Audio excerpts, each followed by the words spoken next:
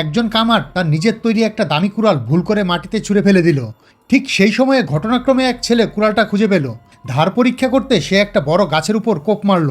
এই দৃশ্যটি দেখছিলেন একজন বিখ্যাত তলোয়ার নির্মাতা গুরু। তিনি ছেলেটাকে উপহাস করে বললেন, এমন ভোতা কুড়াল দিয়ে গাছ কাটতে যাওয়া একেবারে মূর্খের কাণ্ড। কিন্তু তার কথা শেষ হওয়ার আগেই ছেলেটা কুড়াল চালালো, আর গাছটা বিদ্যুতের ঝলকানিতে চৌচির হয়ে মাটিতে পড়ে গেল। গুরু তো হতভম্ব। তিনি তাড়াতাড়ি নিজেকে সামলে নিয়ে বললেন, আমার বোন নবম র্যাঙ্কের লোহার মাস্টার, তার দিব্য তলোয়ারের সামনে এই কুড়াল কিছুই না। ঠিক তখনই তার বোন এসে তার দিব্য তলোয়ার দিয়ে কুড়ালের উপর একটা প্রচণ্ড আঘাত করলেন, কিন্তু তলোয়ারটা 3 টুকরো হয়ে ভেঙে গেল। সবাই হতবাক, কারণ সেই তলোয়ার ছিল পৃথিবীর সেরা তলোয়ারগুলোর মধ্যে একটি, আর সে কিনা হারলো একটা সাধারণ কুড়ালের কাছে।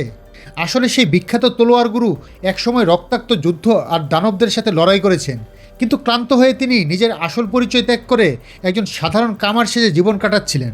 একদিন তিনি স্ত্রীর জন্য দামি ধাতু কিনতে বিখ্যাত তলোয়ার একাডেমিতে গেলেন, কিন্তু সেখানে সবাই তাকে দেখে হাসাহাসি শুরু করলো।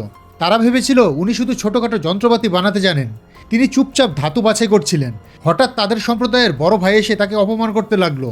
ঠিক তখন একাডেমির মহাগুরু এলেন, আর চোখ বন্ধ করেও ধাতু চিনতে পারা এই শান্ত যুবককে চিনে ফেললেন। তবুও বড় ভাই তাকে অকেজো বলে গালি দিতে লাগলো, আর নিজের তলোয়ারের ব্লেড বানাতে শুরু করলো। কিন্তু যুবকটি সাবধান করলেন যে এটা বরফের মেঘের ধাতু, একে ধীরে ধীরে ঠান্ডা করতে হয়, নইলে ব্রাস্ট হয়ে যাবে। বড় ভাই কথা শুনল না, তীব্র আগুনে এটিকে উত্তপ্ত করলো। কিছুক্ষণ পরেই ভয়ঙ্কর বিস্ফোরণে ধাতু ছিন্ন ভিন্ন হয়ে গেল। তখন ফোর্স কমান্ডার এসে রাগে ফেটে পড়ল। এই ক্ষতির দাম পুরো একাডেমিকে তাদের খনি দিয়ে শোধ করতে হবে, আর তাতে করে তারা নিঃস্ব হয়ে যাবে।